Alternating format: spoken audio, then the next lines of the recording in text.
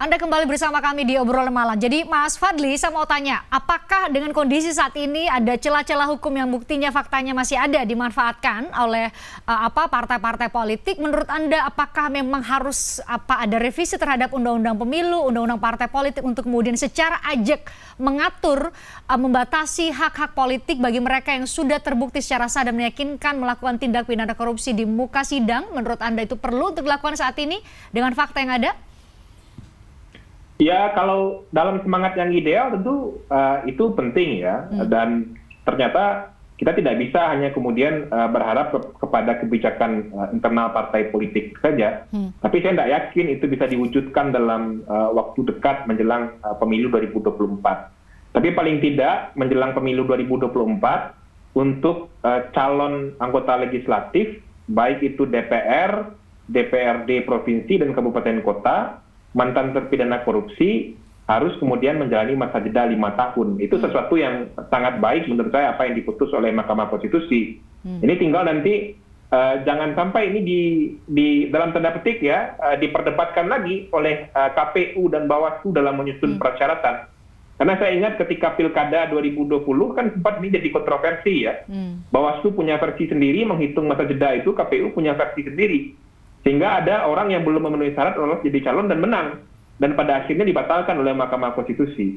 Nah, oleh sebab itu menurut saya, dalam konteks pemilu 2024, saya kira pencalonan untuk calon pejabat publiknya jauh lebih clear ya. Dalam bayangan saya ke depan, untuk pengurus partai politik pun mestinya ada ketentuan yang berkaitan dengan hal itu. Ya. Karena bagaimanapun ya, saya memang mungkin bukan kader P3, Mas Oi. Tapi dia adalah masyarakat yang kemudian terdampak terhadap kebijakan-kebijakan internal partai P3 sebagai partai politik yang punya kursi di parlemen. Dan tentu itu tidak bisa kemudian dibatasi hanya kader P3 atau kemudian orang yang memilih P3 yang kemudian bisa memberikan kritikan dan masukan kepada partai politik. Oke, kalau Mas Panggi diberi pertanyaan yang sama dengan konteks saat ini, fakta saat ini bahwa masih ada juga atau kemudian kami publik memilih juga dan memberi kesempatan kedua kepada para pejabat publik yang sudah melakukan tindak pidana korupsi, menurut Anda harus ada aturan ajak yang mencabut hak politik kalau memang itu terbukti? Iya, memang dan mengenai korupsi. Itulah kemudian kita ini kan nggak boleh negara ini terus berasumsi ya kan, berpersepsi kemudian beropini, tapi negara yang punya rute traik hukum gitu. Nah, perangkat hukum itulah yang harus keras terhadap tindak pidana koruptor. Sehingga kita nggak berdebat berat kayak begini, karena sudah ada sanksi yang berat untuk, misalnya sekarang kan Indonesia dianggap penegakan hukum 45% buruk ya. Kemudian pemberantasan korupsi 33% semakin memburuk. Nah, itu kan soal sentimen opini publik masyarakat. Itu hasil survei kita. Artinya memang harus diperbaiki itu adalah bagaimana tidak memanjakan koruptor ini. Nah, cara tidak memanjakan koruptor kemudian mereka stempel sebagai koruptor itu menjadi stempel yang paling membuat mereka tidak bisa melupakan sejarah hidupnya. Kemudian bukan berarti kemudian mereka bangga sebagai koruptor itu dan terpilih kembali. Dan masyarakat kemudian, saya sepakat juga memang soal nominasi, memang varian itu disiapkan oleh partai. Nominasi kandidasi partai yang menseleksi itu. Nah, kemudian diserahkan kepada masyarakat untuk memilih varian yang sesuai dengan seleranya.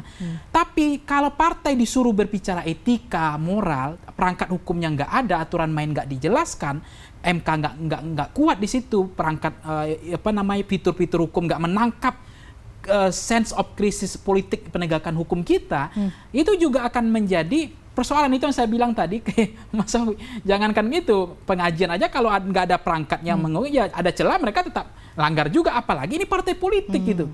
Nah, apalagi tidak diatur juga tadi mereka tidak boleh lagi masuk menjadi pengurus partai politik juga nggak diatur. Nah, kalau kita terus berasumsi dengan negara ini terlalu beropini dan soal sentimen nggak bisa. Gitu.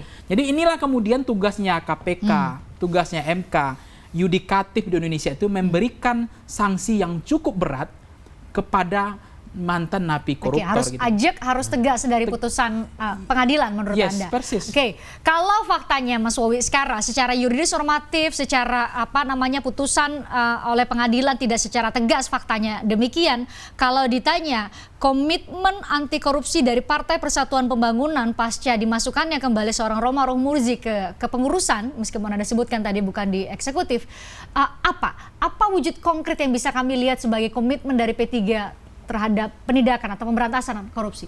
Pertama, kita menjelang 2024 ada seleksi calon legislatif. Ya. Kami pastikan DP3 tidak akan mencalonkan orang-orang yang dilarang oleh Mahkamah Konstitusi.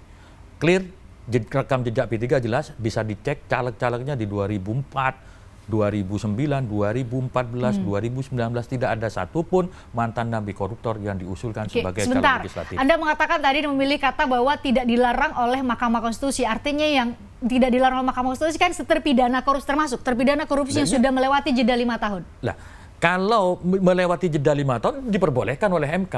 Berarti bisa jadi masuk itu? Ya bisa jadi. Kalau kita melarang mereka melawan putusan hukum, kita melanggar HAM. Dia punya hak asasi untuk melanggar hak politik seseorang.